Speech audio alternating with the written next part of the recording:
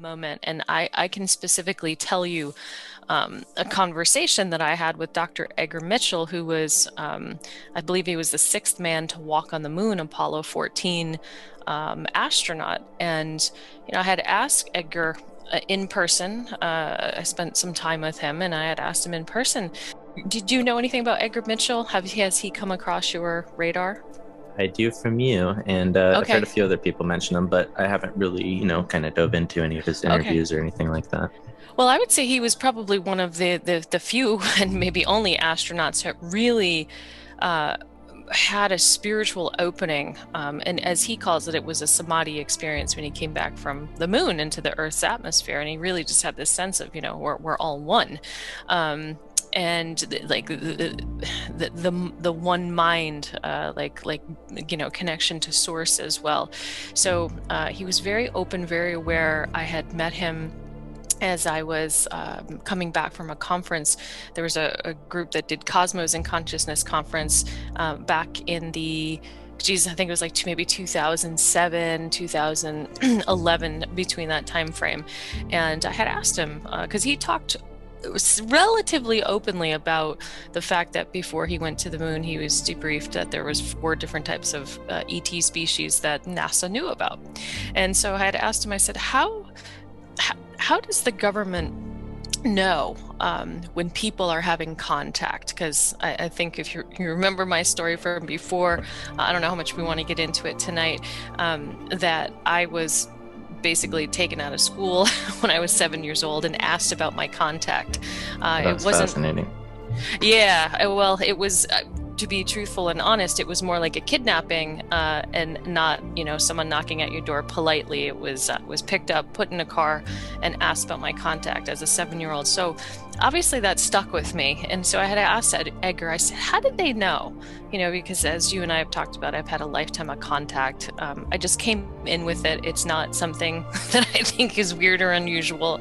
I feel like it's literally been with me for lifetimes as well. It's just part of the relationship here on this planet. For some of us, I think there's others like me as well. And he said, geez, they've had that technology for a very long time. And I said, really? I said, because, I was a kid in the late 70s, and he said, oh yeah, they've had that technology for a very long time. So when you think about that for a moment, and you think about all of the tracking and all of the recorded conversations and all of the hijacking of contactees, people that have had legitimate contact in that information, and then you see how much suppression has occurred as well in this arena, regarding contact, and the ridicule, the shame. I mean, that's the big thing that they do if they're not trying to off somebody in some way, which I think was the old way that was done. Then here you go. You've got the harassment, you've got the shame.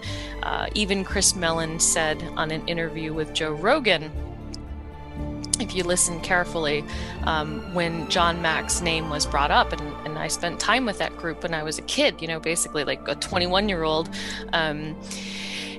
Chris Mellon basically said about John Mack and the people that had contact, well, they're people that are trying to make their lives, and I'm paraphrasing badly, trying to make their lives seem bigger than it actually is.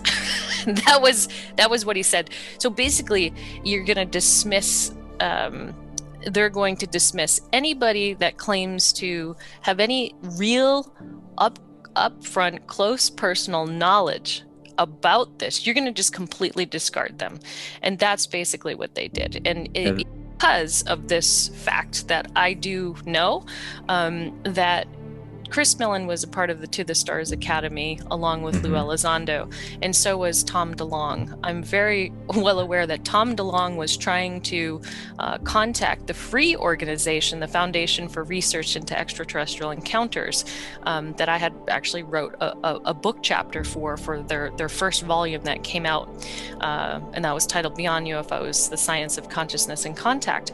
Well, they tried to buy the contactee information, and thankfully Ray Hernandez, who is running the organization, said, sorry, that's not for sale.